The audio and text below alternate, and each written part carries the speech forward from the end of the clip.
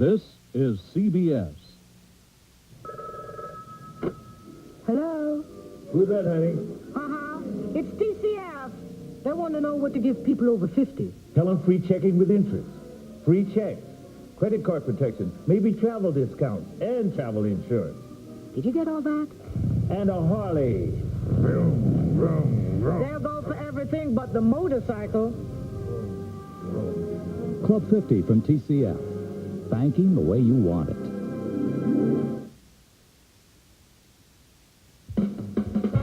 From WCCO Television, this is a special World Series edition of the 10 o'clock news on Channel 4.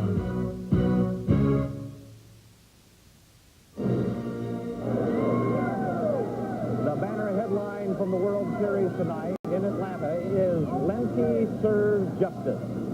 And Chili Davis did cool off the Braves' hot young gun, tying the game in the 8th with a 2-run homer. And back at the Dome, Twins fans keep the heat on. And the Yankees waiting 1,100 miles away. Hello, everybody. Good morning to you. And welcome to Atlanta, Georgia, where a very, very tough World Series game 3 has just been concluded. And you can hear, if you can hear us, you can hear the Atlanta fans. Excited crowd here tonight. I don't think going into this, in the last couple innings, I'm not sure they expected to go home winners tonight. And it was a very pleasant surprise for them. Well, not only a pleasant surprise for them, this was a great baseball game, whether you're pulling for the Twins or you're pulling for the Atlanta Braves. Tom Kelly, Monica pulled out all the stops tonight and played baseball the way it should be played, and out of doors on a beautiful night. Yeah, it was a beautiful game. It was a long game, and I think Tom Kelly was running out of options there toward the end. And running out of players. Exactly. The Braves pulled through. Well, tonight we're going to hear from the fans, if you haven't already, here in Atlanta. We'll also hear from fans in Minnesota. Esme Murphy is here with us in Atlanta. She'll be talking to Braves fans as they calmly file out of the stadium tonight. We're also going to hear from Amy Marcellus, who's at the Metrodome with thousands of Twins fans watch the game on TV. And we're going to hear from Brad Good, who's in our fan center, and he will tell us what callers are saying there tonight. I didn't hear you. We're going to go right now into a quieter place, that is inside where the baseball game was played, and Mark Rosen is standing by. Mark, help us out. You're right, Don. I think the fans who are still here are sort of in stunned ecstasy right now of what happened over the past 4 hours here at the stadium. You know, no team has ever come back from a 3-0 deficit. The Atlanta Braves did everything they could to make sure they stuck their heads in there and made sure they came back tomorrow night with an opportunity not only to win another game, but to go back to Minnesota.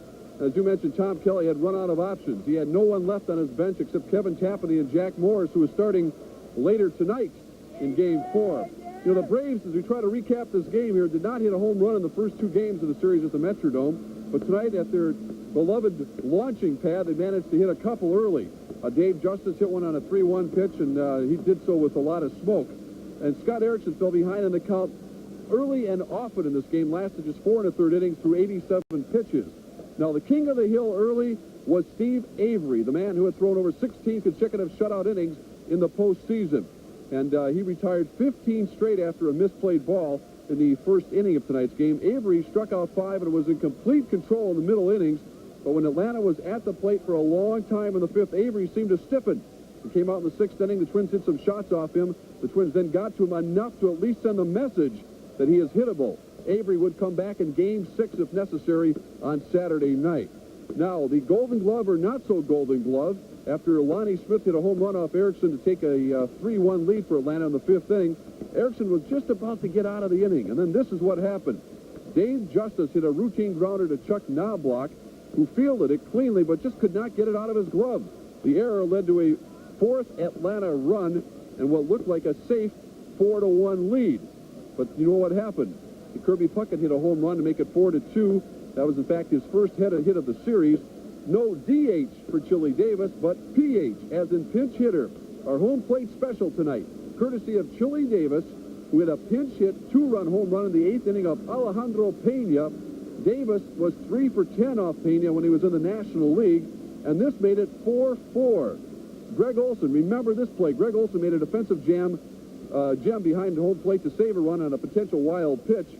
and the tomahawk chop was more like a pin drop in here at that point. But it was 4-4. It looked like we were going to be here till, maybe early in the morning, like tomorrow morning.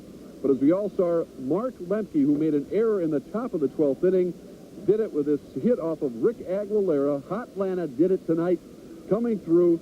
Dave Justice scores just ahead of the throw and the tag by Brian Harper, and that signaled the end of the Minnesota Twins tonight. Rick Aguilera had an opportunity to win the game, at least put the Twins ahead earlier in the top of the 12th inning. Aguilera, perhaps the best hitting pitcher of any of them on either staff, hit a line shot to the center fielder, but that was as close as the Twins would come.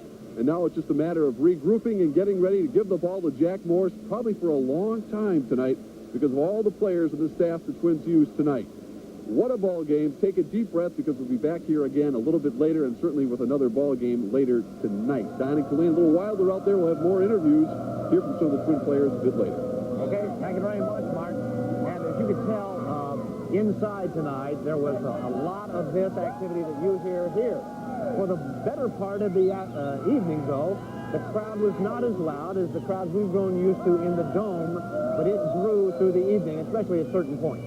Yeah, this may sound a little like sour grapes because we lost the game finally, but I noticed that too. There really didn't seem to be the lung power, I guess, in Atlanta that we were all led to believe we were going to find here, that we were going to get blown out. But of course, at the same time, this place does not have a roof, so all that sound was going straight up toward that full moon we had tonight, not reflecting back down on the field. But despite the protest against the tomahawk chop, which we have certainly heard a great deal about, that the American Indian movement has put together, you can still see inside this place thousands and thousands of fans armed with these styrofoam tomahawks doing the tomahawk chop. But tonight, the forces who opposed the tomahawk chop and anything like it got a little boost from someone with a very special name in this community. That is because Coretta Scott King, the widow of the Reverend Dr. Martin Luther King, lent her name to the outcry against the use of the tomahawk chop. She has, in fact, requested the baseball team and all teams that use the name of the American Indians to cease and desist. Although she says she is still pulling for the Atlanta Braves to win this World Series. You know, even though tonight's game was many hundred miles away from home, the Metrodome was open tonight, as you all well know, and thousands of people watched the game there. Amy Marcellus joined them, and Amy, what was it like to see this game at home? Well, Colleen, there was a pretty good crowd here earlier. As you can see down in the field, everyone has left the Dome except for people cleaning up, getting ready for the Gopher game Friday. You've got a football configuration on the field tonight. Kind of a strange feeling being in here without any players. But they drew 19 to 20,000 people at one point during the evening. The lower deck was full because these people knew this was one night when they had the best choice of seats in the house for free. Walking down the concourse gave you the feeling this was a home game. It looked like it, sounded like it. Okay. But there were no players on the field. In fact, it's set up for a Gopher game coming up Friday. This was a free event for Twins lovers who thought it would be more fun to see the game from this vantage point instead of the one from the couch. Well, you gotta hear all this yelling to get enthused about it. Twins all the way! We won't sleep here, but I slept through part of the first game, and so I don't want to do it anymore. There's more spirit here. You can get into it more here. Everybody can be hollering and cheering at the same time, and I don't feel so foolish doing it at home on the couch. We have 25 people coming. It's going to be the night of our lives. It was confusing at times, like having the Vikings cheerleaders rooting for the Twins, but the enthusiasm was contagious. They warmed up the crowd before the first pitch, and then the fans raised their voices to a fever pitch when Gladden made a memorable hit.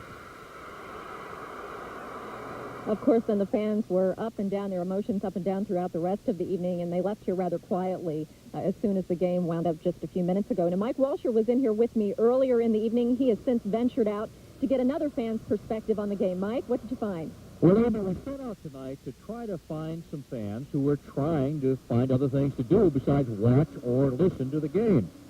But many people found it tough to escape this exciting World Series. A football game ended tonight with 12-year-old players not knowing who is ahead in that other game. But some of their parents couldn't resist splitting their attention between the play here and the play-by-play from Atlanta. It's hard. It's really hard, but I got to do a little of both. Because I got a boy that's out here playing now. At this place, bearing the name of a local sportscaster, diners had trouble eating once the game began. And some brought the whole family. Actually, we're here on business. We're from Dallas, but we're a Minnesota Twins fan anyway. At a non-alcohol night spot in St. Anthony, members of the ex-Winos Motorcycle Club held a meeting this evening. And some didn't know what this baseball game was all about. How many goals they got? One more. Oh, Bass? Well, perhaps that gentleman will start watching the games a bit more closely. Certainly can't find a more exciting game than what we saw this evening, even though the outcome is not what Twins fans wanted. Brad Good has been monitoring fan reaction via the fan phone in the CCO studio this evening. Brad, what are fans calling in to talk about? Well, Mike, as usual, the fan phone has been ringing off the hook again tonight, but we're getting much different calls than we did during Game 1 and Game 2. Tonight, fans aren't talking about their favorite players or play of the game. Minnesota fans are outraged by the behavior of the Braves fans, and they're voicing it. I think it's pretty poor about the Atlanta fans booing our lineup at the beginning of the game. The Minnesota fans did not do that. Whatever happened to Southern hospitality and manners? I think they're really showing a lot of bad team spirit, and especially in regards to the Twins. I mean, they boo them when they come out. Not only are the fans upset with the Braves fans, many have called fan phone tonight to complain about the network announcers. And many of you said those calling the game are favoring the Braves and are Twins bashing, yet we talked to some Atlanta people tonight, and they're saying just the opposite. They're saying that the announcers are calling in favor of the Twins. Of course, many of you fans were upset tonight when the Twins were down 4-1, and you all had some advice for Coach Kelly. That I think Tom Kelly made a big mistake by leaving Scott Erickson in for so long, because I really think that didn't screw everything up. I think Tom Kelly messed up by leaving Erickson in all those endings. I would like to say something to the Twins. I know we're going to win the World Series, and if we don't, I'll still be very proud of the Twins. That's the spirit, I guess. Now, later on during our sports special, we'll hear some reaction to the billboard violence that occurred in Atlanta today, as many of you are aware of, and what some think about the threats made to Kent Herbeck. So it sounds like an ugly spirit to some degree of competition is brewing in this series between North and South. And if you have a comment, we are still taking your calls. Call our fan phone at 330-2764. Be sure to give us some more calls. Let's go back now to Don and Colleen at Fulton County Stadium in Atlanta. My question is, have you guys been booed yet tonight? Oh, once or twice. Every time we stood up and cheered Kent Herbeck, you could hear the boos around our section. Yeah, those people keeping score at home of the fan watch, Charlie Sheen just stopped by, and you could tell who he was for. He was wearing a Cincinnati Redlegs hat and carrying a tomahawk, so we've got that figured out. No big mystery there. Well, while we're in Atlanta, we wanted to show you not only the baseball game, but the sights and sounds of the city as well. And tonight, the sight was spectacular. Everyone in Atlanta was urged to turn on their lights tonight for a show of support for the Braves. The skyline was glowing. A beautiful scene here tonight in Atlanta, if not a beautiful ending. A loud ending. Yeah. Maybe we can quiet it down tomorrow night, but then we don't want to be homers either, do we? Well, maybe we do.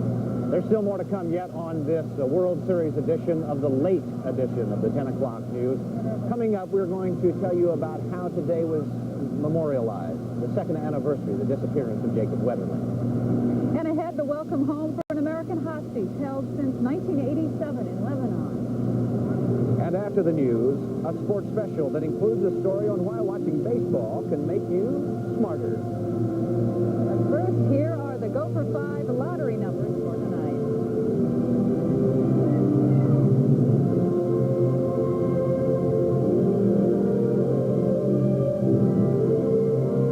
You're watching a special World Series edition of the 10 o'clock news on Channel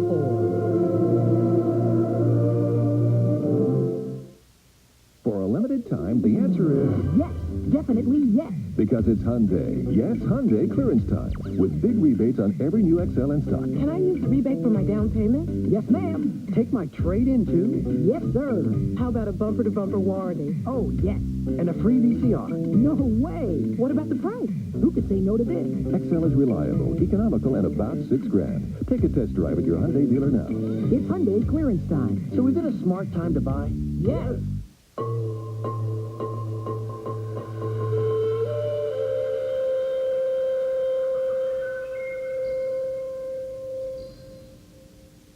There is a place where luxury and affordability collide in the most comfortable way.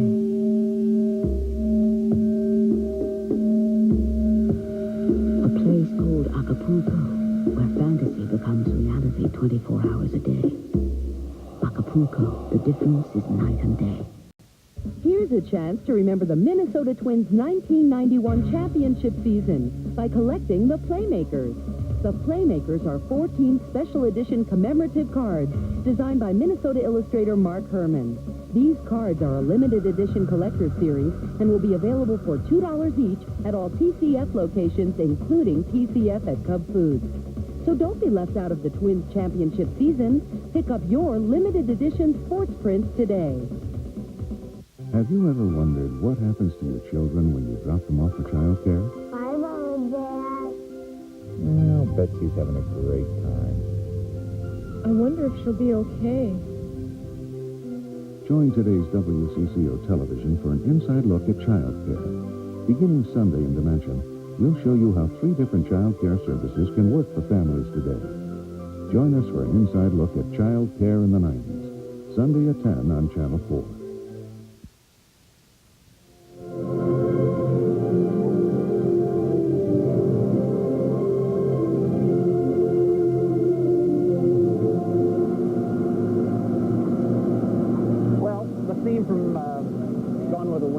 Plays in the background, and with just about as happy an ending tonight for the Minnesota Twins as for Scarlett. Not too happy.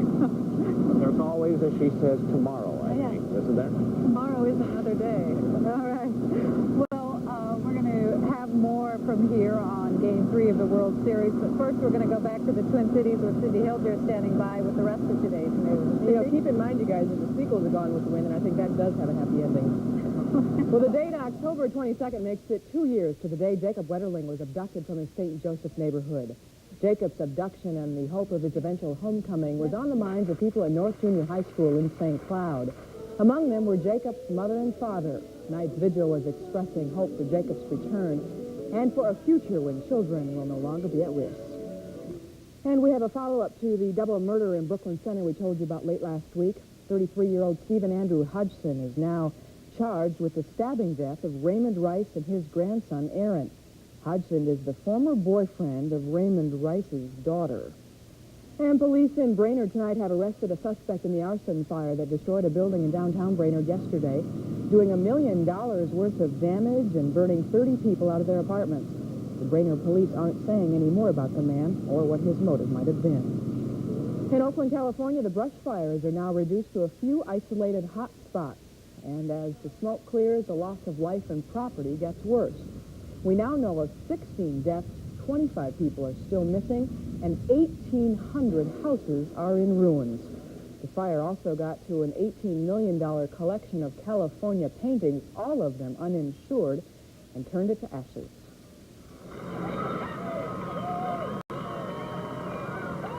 Jesse Turner got a warm welcome at the U.S. Military Hospital in Wiesbaden, Germany today, the next way station on his way home from captivity. Turner will be tested in Germany to see how his mind and body have held together during 5 years of captivity. Mind and body should get restorative tomorrow when Turner sees the daughter born 4 years ago while he was held hostage. It'll be his first chance to get to know, just to meet his daughter, which is going to be quite a story tomorrow. For now, though, we're going to go back to Atlanta. Don and Colleen, enjoying yourselves? Oh, we are, Cindy. We are, you know. And Don, you just arrived today. I bet you were kind of surprised when you got here to find out how warm it is. Well, actually, I thought it was kind of not so warm. I expected it to be a little warmer than this. Why is that? Well, because, you know, you live in the North Country, and you come down south, you expect all that to be. Expect it to be warmer down here than it is back home. You know, as a matter of fact, I was surprised today as we were driving around looking for peach trees earlier today. We did see a lot of folks wearing jackets and sweaters and that sort of thing. And so it's, actually, I think it was cooler here than it was in the Twin Cities, I heard. It was 4 degrees cooler, I think, here, right? I've been reminding people. I think it was 76 degrees in the Twin Cities today. It was 71 here. That's 5 degrees difference. What they're expecting up there. We're going to toss it to you, Mike. Here we go. Mike, are you ready to catch this? I'm ready. Okay, it's going to be a lob kind of deal. Okay, ready? There you go. Right.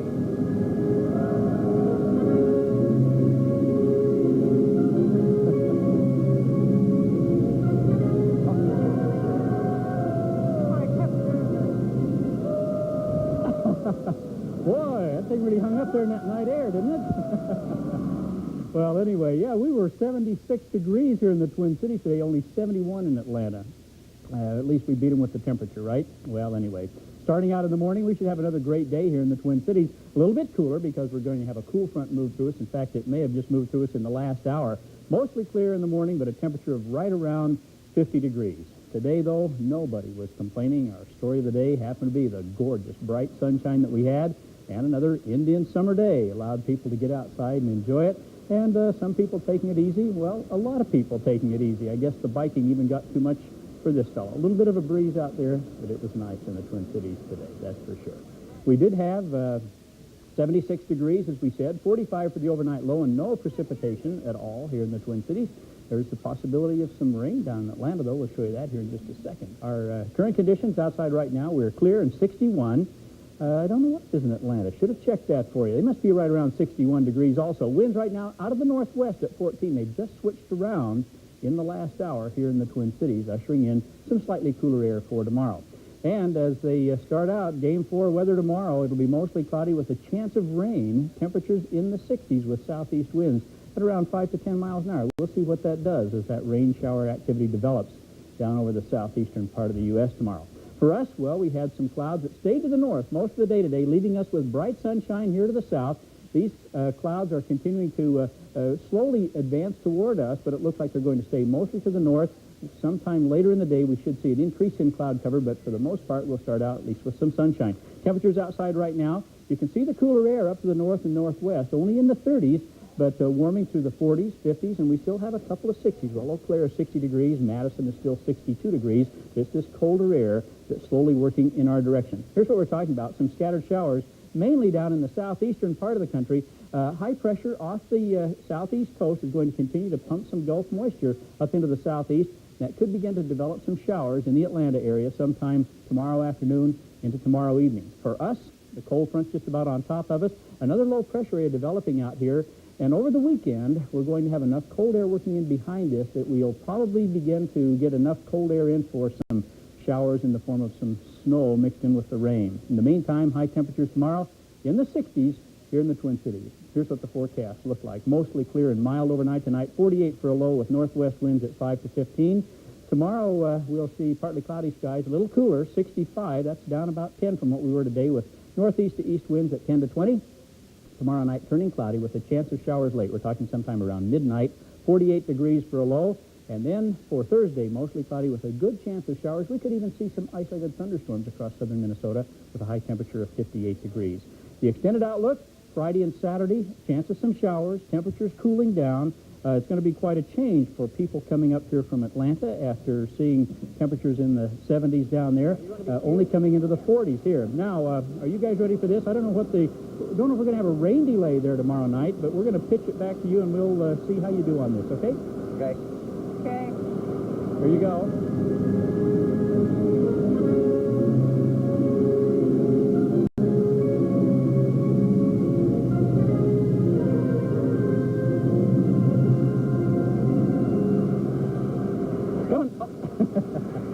Nice heave. That's a good peg, Mike. Thank you. All right, thank you. Better than mine. Mine was kind of a curveball. Joe. Isn't this fun? Yeah, this is. This is fun. We kind of get to be the silly in the middle of the night people. This is about 15 minutes past midnight now. Yeah, right. Well, coming up, we're going to check some of tonight's other sports news. That includes the Timberwolves and the Minnesota North Stars when we return.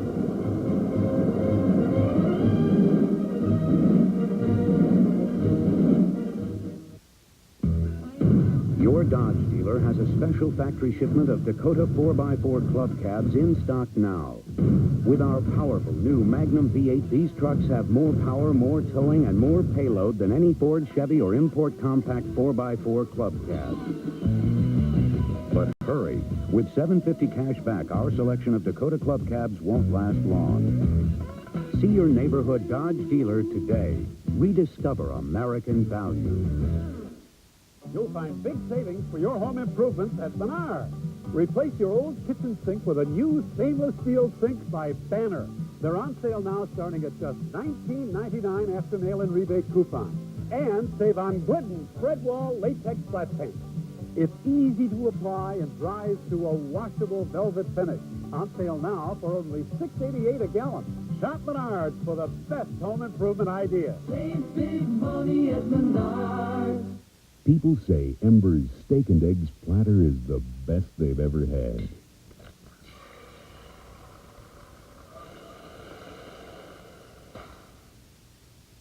2 farm fresh eggs, 3 buttermilk pancakes, hash brown potatoes, and a USDA choice sirloin steak. Only $3.99. There's only one place for food this good. Ember's. Only Ember's. Coming up on the 10 o'clock news, Ralph John Fritz and the sports. Sponsored by Saturn, a different kind of company, a different kind of car.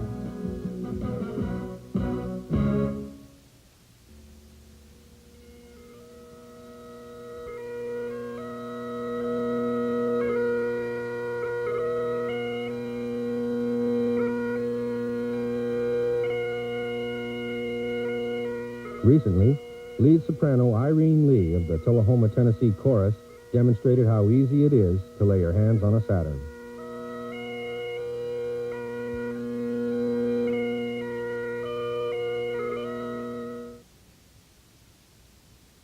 And it is time now to cover some of the day's other sports stories. Yes, there were some others today, but before we do, a reminder to stay tuned for our series special featuring more highlights. We'll have some player reaction from Atlanta, fan reaction to the threats Kent Herbeck received in our fan phone segment, and proof that watching baseball makes you smarter. That's coming up next on our series special. Well, 10,000 people showed up at the Met Center for the Stars game tonight, but their attention often diverted to that World Series.